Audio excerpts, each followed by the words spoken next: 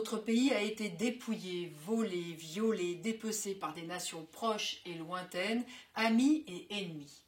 C'est par ces mots que Trump a déclaré la guerre commerciale au monde entier en annonçant une augmentation brutale et massive des taxes douanières américaines. Il a continué en disant « Notre pays sera entièrement différent, ce sera fantastique pour les ouvriers et pour tout le monde ».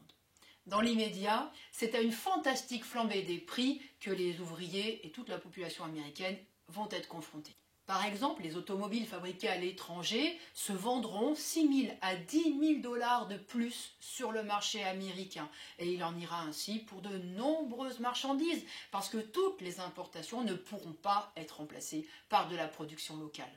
À l'inflation s'ajoutera peut-être un krach financier parce que toutes les bourses chutent depuis les annonces de Trump.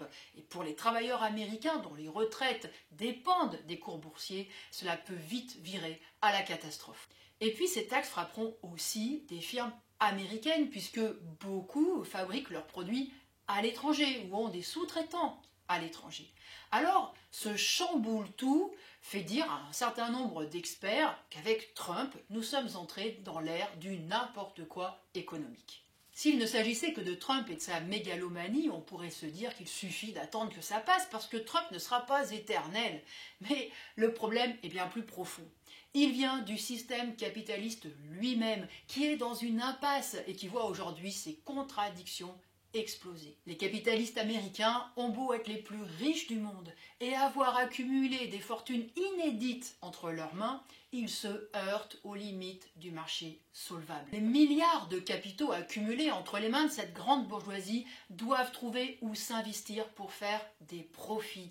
Pour cela, il faut s'étendre, exploiter, piller le monde entier. Il faut neutraliser et mater ses concurrents. Il faut garantir ses approvisionnements en matières premières, en terres rares, en énergie. C'est une nécessité pour tous les capitalistes de la planète et ils peuvent, chacun de leur côté, compter sur leur État national et ses dirigeants pour s'y atteler. Plus le capitalisme vieillit, plus les débouchés sont saturés, plus les capitalistes se marchent sur les pieds et plus leurs dirigeants sont agressifs, cyniques et prêts à tout pour assouvir leur soif de profit.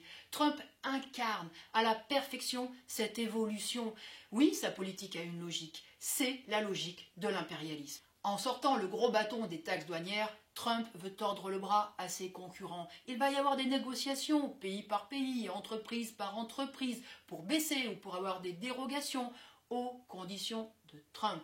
Toujours est-il que Trump a accéléré une nouvelle poussée de fièvre protectionniste dont personne ne peut mesurer les conséquences. Le protectionnisme n'arrête pas la guerre commerciale, il l'intensifie.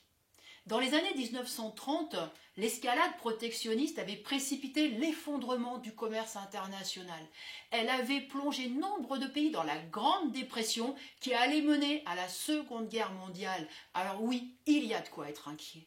Ici, on nous dit que l'Union européenne va riposter et imposer des taxes douanières aux États-Unis.